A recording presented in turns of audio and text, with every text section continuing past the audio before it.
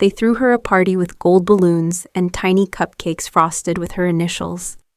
They rented out private room at Bella Luna downtown. String lights, champagne flutes, a cake shaped like a graduation cap. Even the napkins had Sophie's name printed on them. My sister stood in the center of it all, smiling in a white sundress, opening cards stuffed with cash and car keys. A brand new Volkswagen SUV sat outside the venue wrapped in a red bow. My dad jingled the keys like it was some game show prize. "You'll need it for all those big city interviews," he said, beaming. I saw it all on Instagram. I wasn't invited. Instead, I was clocking into my double shift at Grady's Diner, tying on my apron with hands that smelled like lemon sanitizer. My feet were already sore. I had 3 tables waiting before I even grabbed my notepad. Sophie had just finished her degree in communications. Mine was still in progress, chemical engineering, 2 semesters left. No parties, no cake, no keys waiting for me at the end of a shift. Just my backpack stuffed with half-used notebooks and a water bottle held together with duct tape. At break, I sat in the alley behind the kitchen, eating a granola bar I didn't have time to chew. A coworker slid next to me. "Isn't today your sister's party?" she asked. I nodded. "Yeah, big day." She offered a cigarette. I shook my head. It's not that I was jealous, at least not in the way people think. It wasn't about the dress or the Instagram captions. It was the ease, the certainty that someone would show up, decorate the room, pay the bill, and put a key in your hand because they believed you were worth investing in. Me, I'd been bus hopping since freshman year, studying on the back seat of the Route 23, borrowing textbooks, pretending I wasn't drowning. That night, I watched her Instagram story again. So proud of our little star, my mom had written. And I thought to myself, they bought her a car for finishing. I took the bus just to start. When I was 8, I won a spelling bee. I came home clutching the tiny plastic trophy like it was gold. My dad glanced up from the newspaper, smiled for half a second and said, "That's great, Claire. Can you set the table for dinner? No picture, no fridge magnet, no cupcake." 2 years later, Sophie cried after she got a B on a math test. Mom took her for ice cream to cheer her up. That was always the dynamic. I performed, she reacted. I completed things, she received comfort. Somehow she made everything about her without even trying.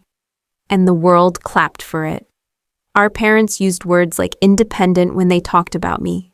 "Claire's so mature," my mom would tell friends. "She doesn't need hand-holding." It was meant to be a compliment, I think. But it always felt like a sentence. Like they had quietly decided I'd raise myself so they could focus on Sophie. Sophie was sensitive. That's what they called it when she threw tantrums in department stores. When she refused to eat anything green, when she sobbed if the Wi-Fi was slow. "She just feels things more deeply," Mom would whisper, stroking her hair. I felt things too. I just didn't have an audience. When I got sick in middle school and needed glasses, I saved up from babysitting to buy a pair. Sophie got contacts the day she turned 13, custom lenses, and a pink case. When her phone cracked, Dad replaced it the next day. When mine shattered, I lived with the spiderweb screen until I could pay for a used one. One time, I asked my mom if she could come to my science fair presentation. She blinked, distracted, scrolling through Sophie's ballet recital schedule. "Honey, you've got this. You always do." Maybe I did.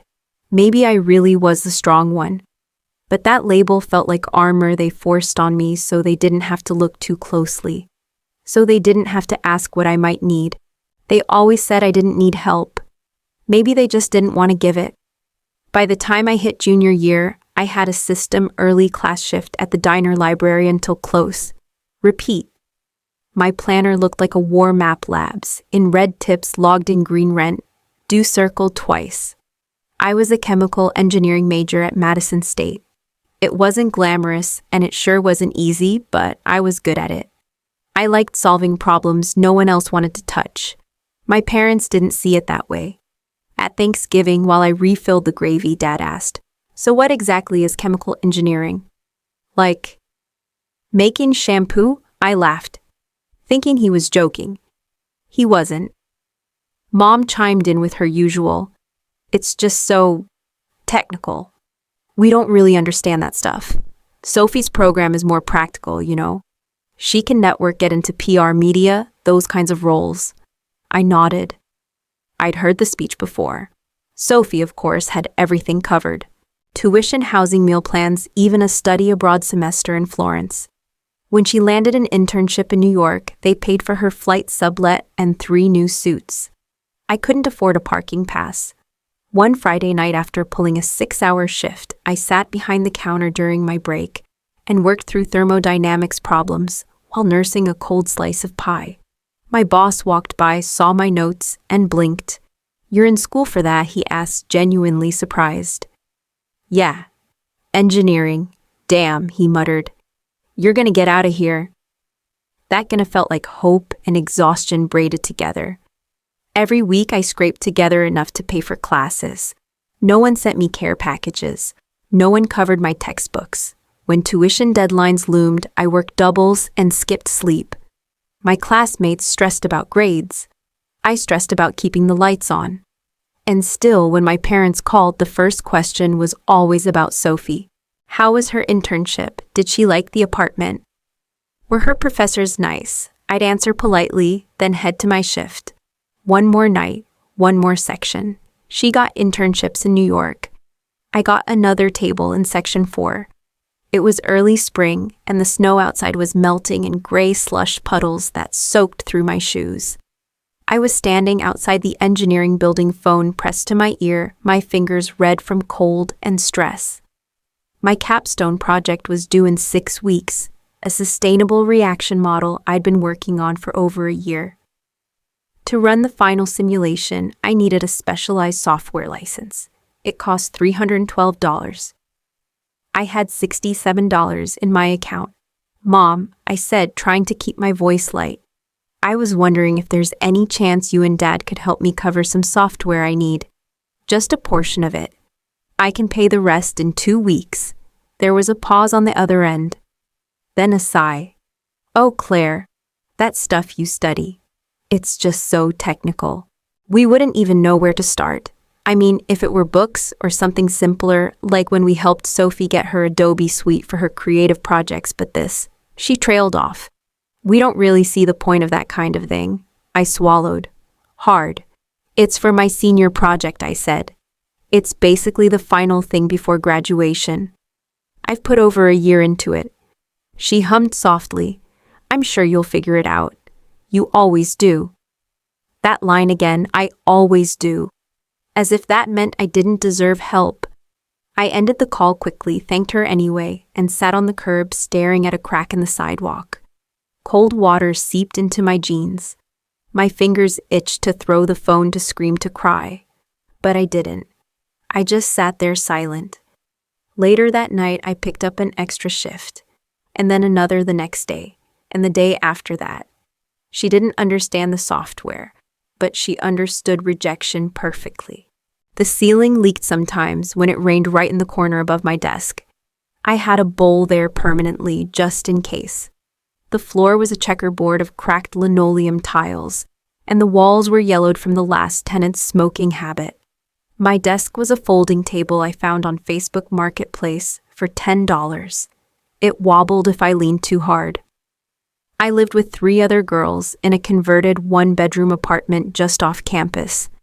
We'd split the living room with tension rods and curtains.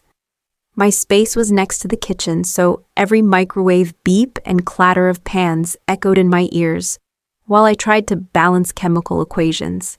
The scent of fryer grease clung to my hair even after 2 washes. That was my perfume now, Grady's Diner No. 5.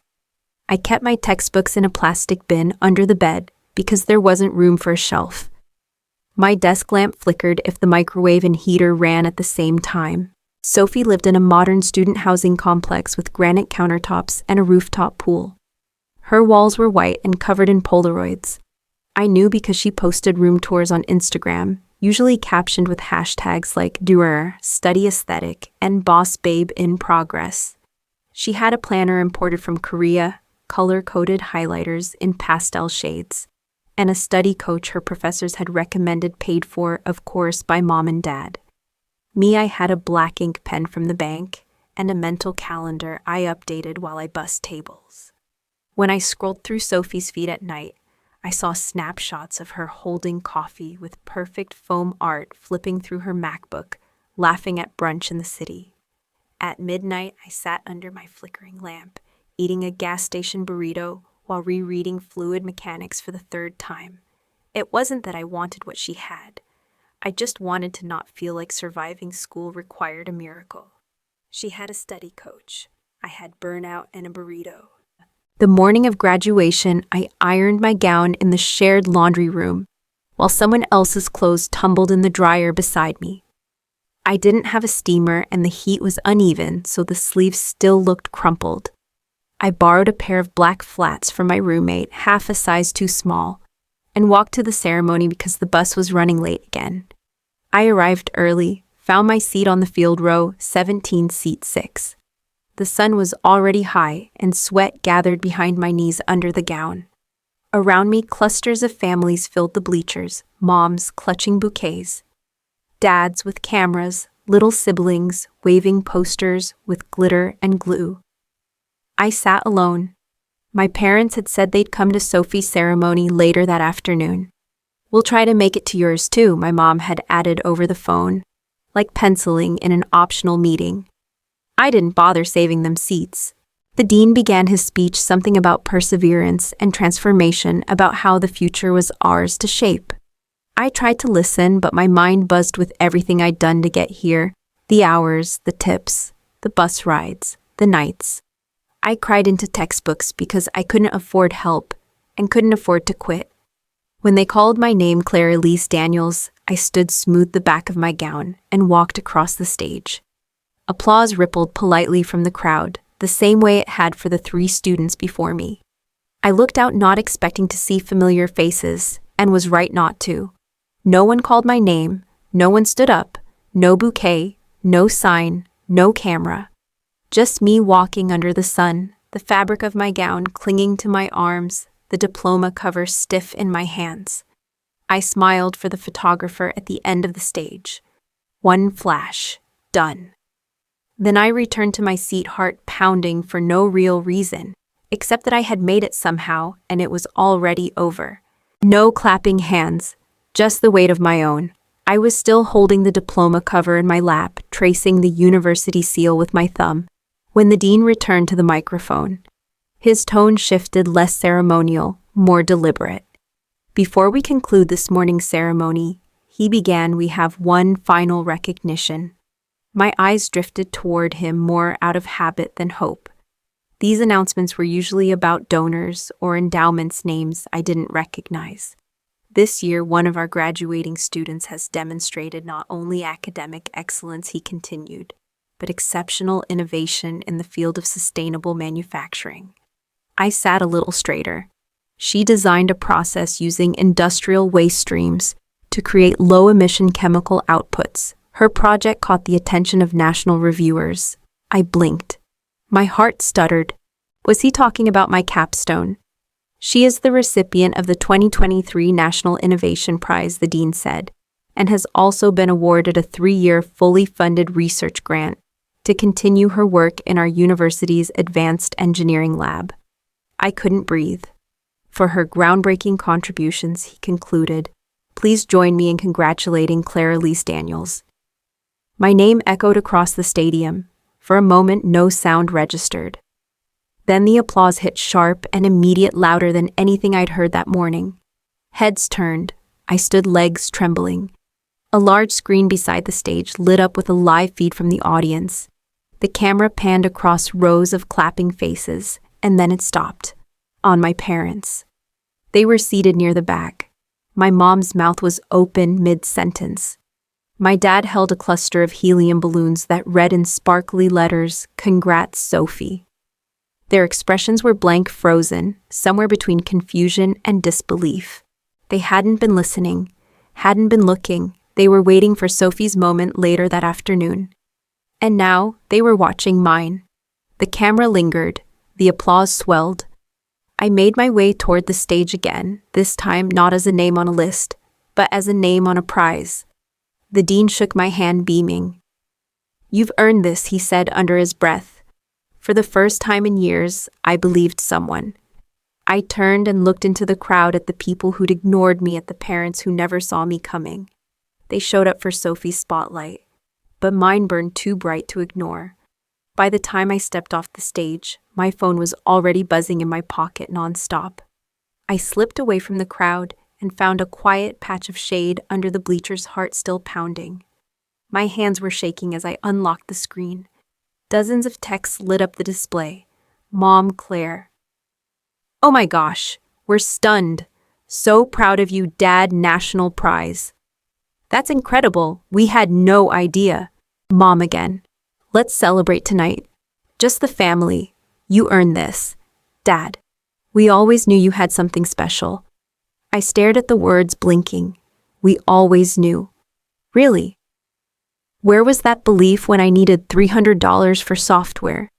When I was working doubles in worn-out sneakers? When I walked alone across a stage while they clutched balloons for someone else? I scrolled through more texts. Sophie. Just saw everything. Wow. "Congrats, Claire. This is major." Mom. "Sophie is so excited. She says you're her inspiration now." I should have felt something. Gratitude, pride, relief. Instead, there was a strange numbness. A dull ache that didn't flare like anger, but sat heavy, familiar. Because I remembered all of it. The way their praise always came late. The way I was only brilliant once someone else said so first. Once the spotlight hit. Once the news was public. They hadn't seen the sleepless nights of the library corners, the cafeteria dinners, the part-time jobs stacked on top of full-time coursework. They didn't see me then. Not until the world told them I was worth looking at. And now they wanted dinner reservations. Now they wanted a group photo. Now they wanted a seat at the table. But the truth was I'd already built the table. With my own hours, my own grit, my own silence. And I only made one chair. Now they wanted a seat at the table. I built it from scratch, and it only had one chair. I sat on the edge of a low concrete planter, the trophy still in my lap, the sun warming the top of my gown. I scrolled back up through the messages. Mom's emojis. Dad's exclamation marks. Sophie's bubbly enthusiasm. I could feel their anticipation waiting for me to write back, to forgive quickly, to fold myself back into the family picture as if nothing had ever been off-center. But I wasn't rushing to respond. For the first time in a long time, I wasn't rushing at all. I opened a new message, just to Mom and Dad. I stared at the blinking cursor. Then I typed slowly, deliberately, "Thank you for your message." I paused. Deleted your message. Wrote it again, kept it this time. It felt cool. Distant.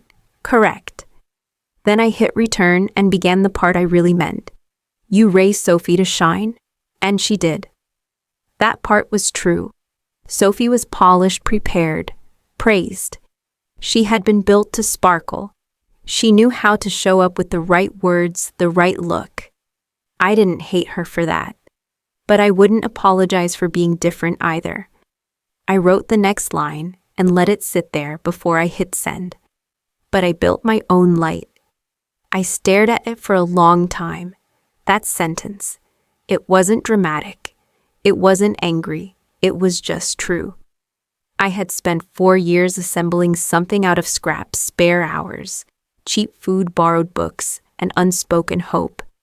And now I had a spotlight no one handed me. I had built it watt by watt. Then I added one last sentence. "And I won't dim it just to fit back into your shadow." I read the message 3 times. My hands were steady now. Then I pressed send. They didn't forget me. They never saw me to begin with. The lawn was thinning out, but the noise still lingered, pockets of laughter, camera shutters. The high-pitched squeal of proud relatives. Graduates clutched flowers and photo props posing in front of banners that read, "Class of 2023. I wove through them quietly, my steps steady, my chest calm. I passed the booths where student volunteers handed out alumni pins.